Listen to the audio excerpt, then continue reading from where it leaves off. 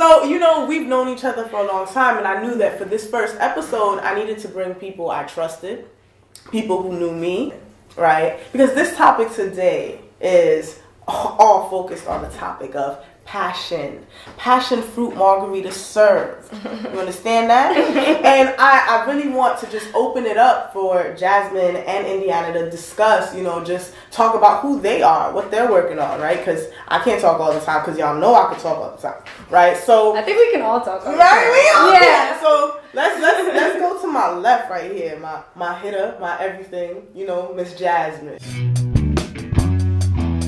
Hi everyone, I'm Jasmine Cordew. I am 26, and by day I am a digital advertiser. By night I am all things natural hair, locks, afros. I do it all. I have a passion for it. I think that there is more need of a space for women to kind of wear their hair naturally and believe in themselves as they are, as opposed to trying to conform to European beauty standards that we don't have to follow. I am an aspiring blogger. I am working on video content, focusing on my locks and my growth process. I've written a book, Natural's Grocery Guide to Good Hair. It's on Lulu.com. Check that out. It's a recipe book of DIY hair products. So if you can't make it to the beauty supply store, you can't afford products, this guide is a way to find products that you can make on your own with things you can find in the grocery store. So that's cheap. That's me. Yeah, very affordable. Cheap. You can use your food stamp card if you need to. This is for everybody. Multi-purpose. Good hair can be accessible. Whatever good hair means to you is accessible, and that's my job here. So yeah. Yes. This is gonna be fun. Entrepreneurial spirits and shit. Hello. Oh yes, we are cursing on this show. Yes, I've decided. I mean, we are on Margarita. What the? So it kind of goes. Put the kids to sleep. This is for the babies. And with all that, I mean, peace, they might already know though. Look at that peace in that voice. This is the woman who always brings me peace, Indiana. Yes. Talk about so with it. that being said, my name is Indiana Almanzar. I am 30 years old. I'm very proud of it, okay? My religion is love. And actually, my career is also my life passion. I just want to be able to educate people of all walks of life, specifically women, because not only are we, if you are a woman of color, but we're also women, right? That's a different level and aspect of what it means to be a minority. But also just a mentor in life, especially in the spiritual aspects, because we really do need to reconnect as human beings to our souls. We decided to, come up with a concoction to help us, loosen up for this segment, because, it's the some first liquid one. courage. Liquid courage. Yeah. Because, sometimes I'll be cautious. Where's my caution tape? I think it's somewhere over there. It's somewhere over there. But you're going to see about the caution tape later, if I remember. So what we're going to do, we already have some juice inside, and you see that shot. We don't need it just yet. That's for the refill. That shot is going to be for the refill. And what we're going to do is we're going to shake it hard, shake it. I see you guys.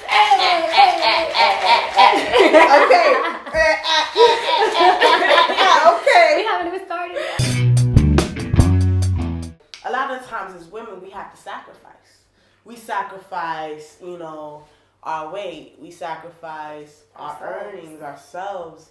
We sacrifice so much about us so that people could accept us. I want to know about you guys, because, or you women, right? Because, as powerful as we can be sometimes, that could deter men from us. And I don't want to guide the conversation in that way, because if it wasn't negative, please don't make it negative. Mm-hmm. But if it's positive, definitely share that experience. But I do want to know, have you ever, experienced yourself in a partnership or in a relationship with another person, your loved one, and you realize that they weren't really moving with you, weren't moving with your goals, mm-hmm. and why that could have been, because I have stories for days, but it's not about is that me starting right now? I had to drink on that one. Yeah, she had to yeah. I'm like, go on, Andy.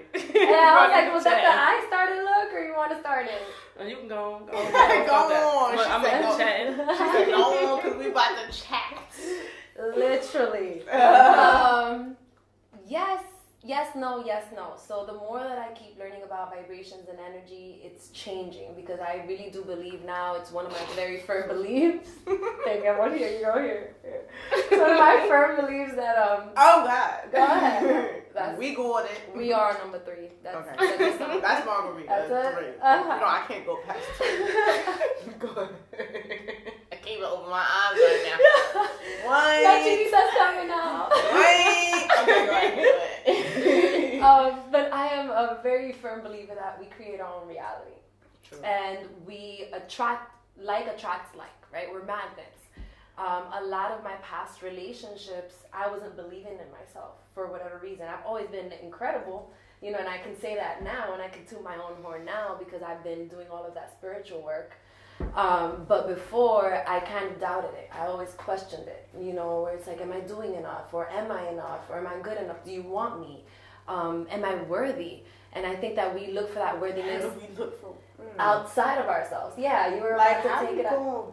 Exactly. Look somewhere else for your worth. Exactly. And I've learned through my spiritual journey that it starts with you. It sounds cliche, but it really starts with you because you teach other people how you want to be loved. Mm-hmm. All of that to say is that the people that I was attracting in my past, the people that I was attracting in my past really reflected what I was going through inside of myself. Word! Yeah. That explains so much of my experience with love and I like the quotes. No, I had to put love. Yeah. Because, sometimes you're in those positions and you think that that's what it is at the time. But it might really just be that you love the person. It's attachment. It's and not you love. care about them. Yeah. But you might not be in love with them. And there's a difference.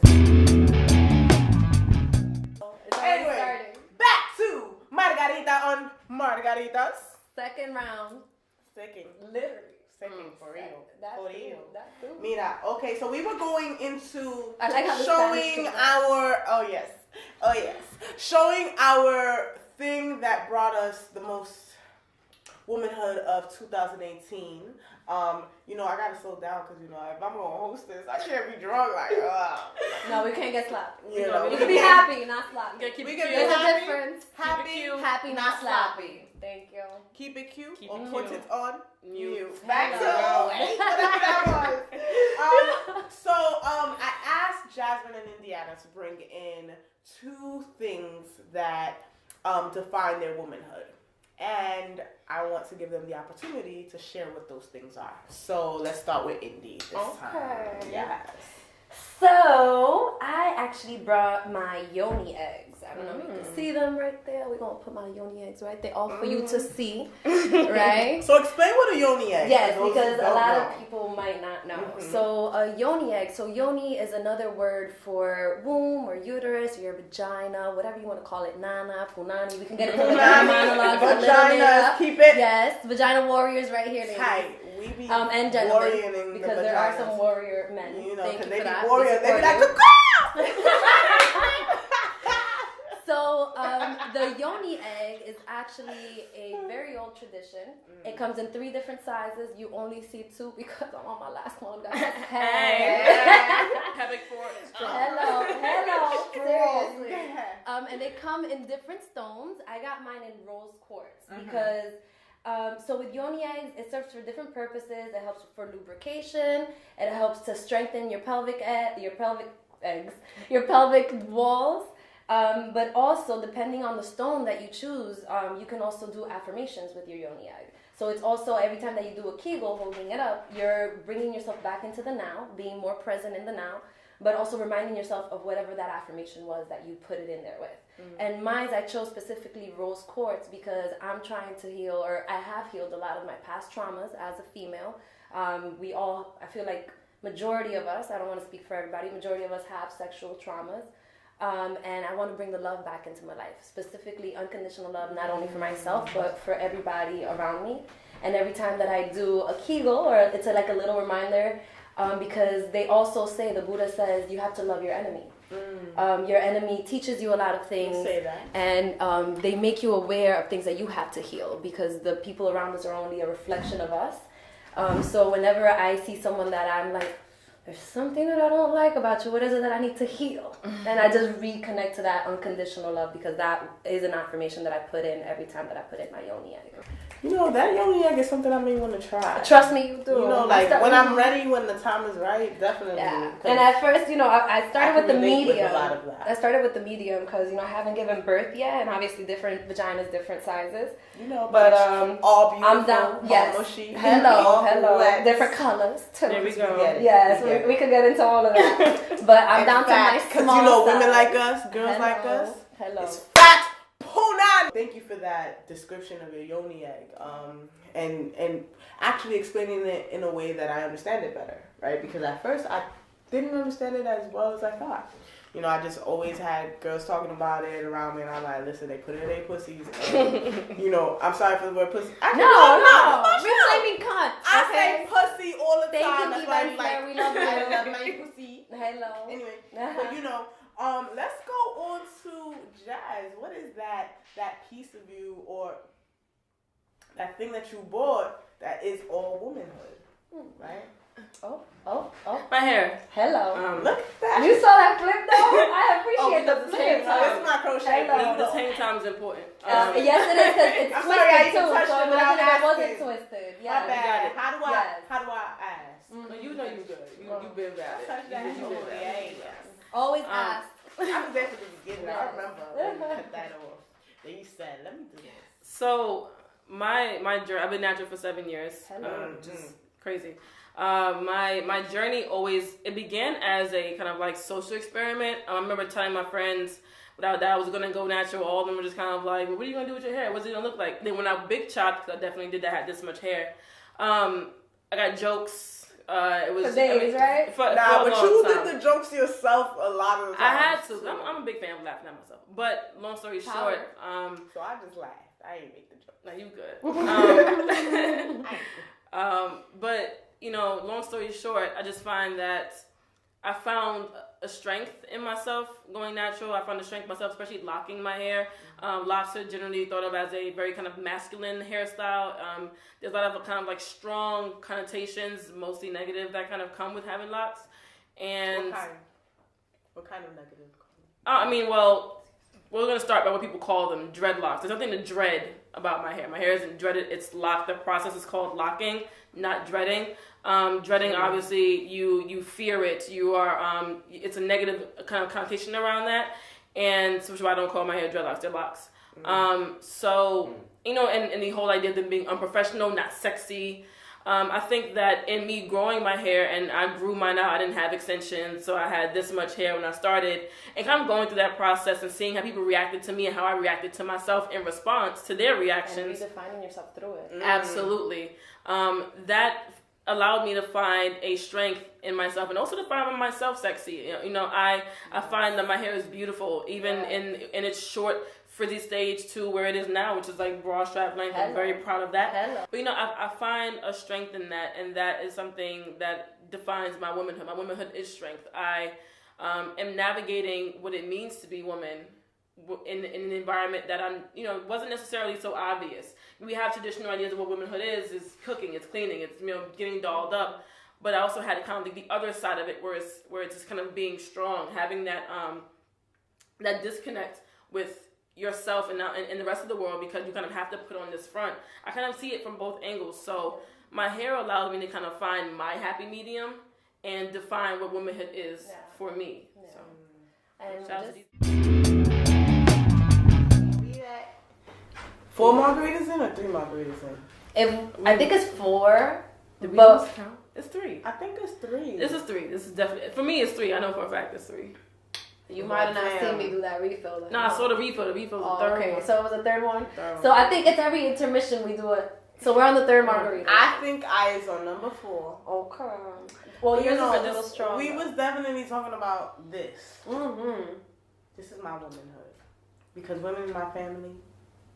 I don't think they could see it though, don't they? Oh, this is my passion planner. It's the thing that I use to schedule my life and plan out the things, because I'm growing in my career this year. Not this year. I feel like you're always growing in your career. I'm always growing in my career, but I feel like this year, and as far as the nonprofit world, I'm kind of killing it. You know, I'm out here killing it as a young person, 27 years old, doing this. Hello. Feel me?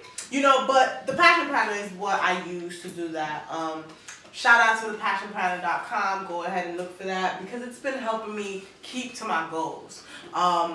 Specifically, this Margarita on Margaritas. I legit mapped it out on this Passion Planner and definitely was like, you know what? Fuck a affirmation. Fuck, you know, what I need to do this new year. I'm just gonna do it, and if it happens, it happens. If it don't, it don't. And you know, it's happening. So I think that this is why I utilize this. And because a lot of the women in my family, you know, they happen to always be the ones who run the show. I can't for the life of me remember when a man ran the show in my family purposely. Like I feel like my brother always ran away or something, you know, there was no like strong male presence, and I felt like, you know, my Passion Planner was a way of getting my life in order in a way that I can contribute to my family. Even if they don't think I'm as present or, you know, because, you know, everything, we all got our issues. But like what I'm doing right now is building myself as a woman so I could reciprocate what I've been given by the women in my family. I think people have an idea of me, and that seems fine and dandy. But when they get the actual thing, it's like, okay, well, what do I do with it? This is more than what I thought, you know. And I think that I've had situations like that. But for me, the most important thing that have come out of those situations are the lessons I've learned about myself. I've learned that there are certain ways to respond to that kind of energy, and I've spent a lot of time responding negatively to that because I fought with myself on my strength, right? Because it's and because I'm fighting with myself on that, if I find someone else being combative with me on the same thing that I'm combating myself with, I'm naturally going to be defensive because it's my shit. I can tell you about me, but you can't tell me. So coming out of those situations, I've learned how to own my shit. Yes. Be accountable for my shit, but also not downplay it. I think there is a fine line between you being accountable for it and then because you're accountable, you feel like you have to change it. Yeah. You don't necessarily have to change it. You have to own it. Yeah. And be honest about you owning it. Yeah. So that's really where I'm at now. Like I don't want to address any of like my past things because I've learned what I was supposed to learn from them. Coming out of that, I know what I want. I know the kind of man that can handle me. I know that I'm not going to compromise on that any further. And, you know, for me, it's just being able to own my shit. You know, good and bad. And being here for it, but also allowing it to flourish too. Wait, you shooting? Yes, I made you look.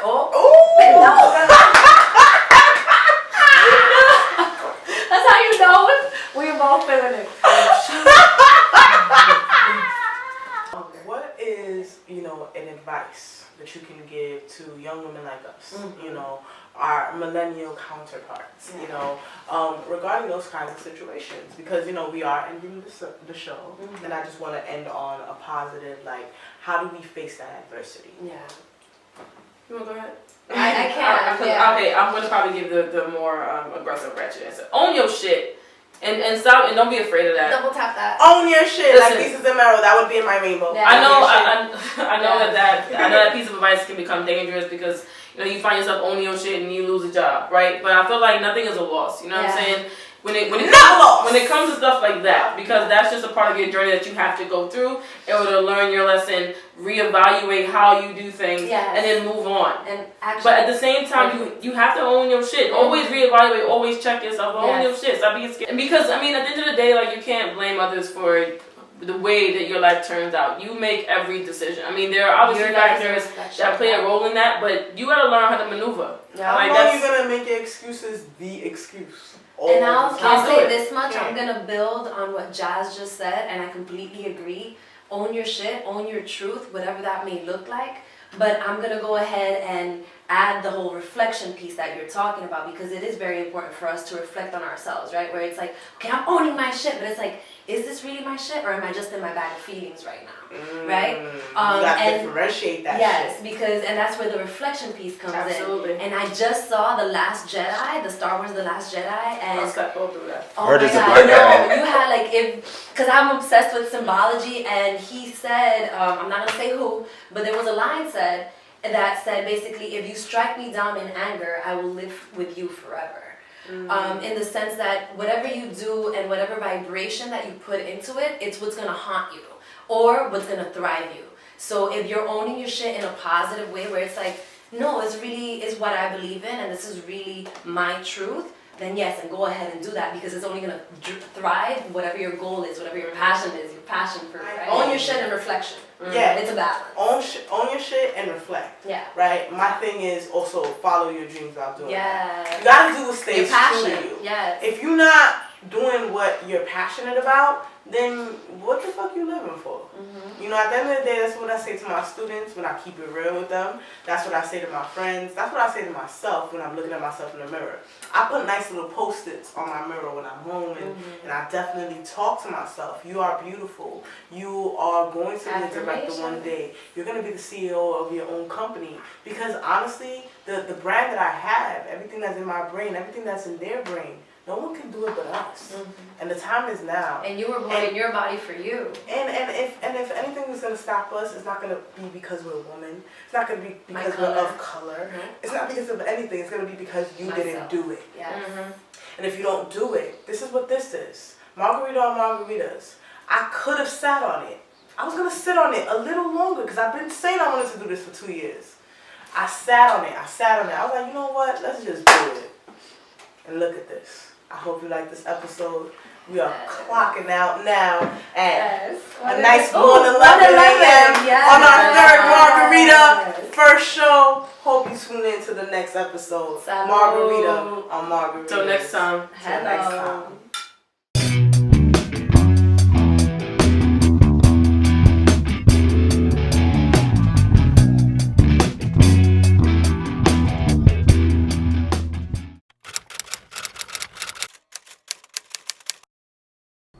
Lama. If it's not really hurting you anymore, you have to ask yourself why you're bleeding. It was a fire in the first floor apartment in my building, and I'm trying to get my grandmother out the house, and she's like, it's me and the chef, or I'm not going.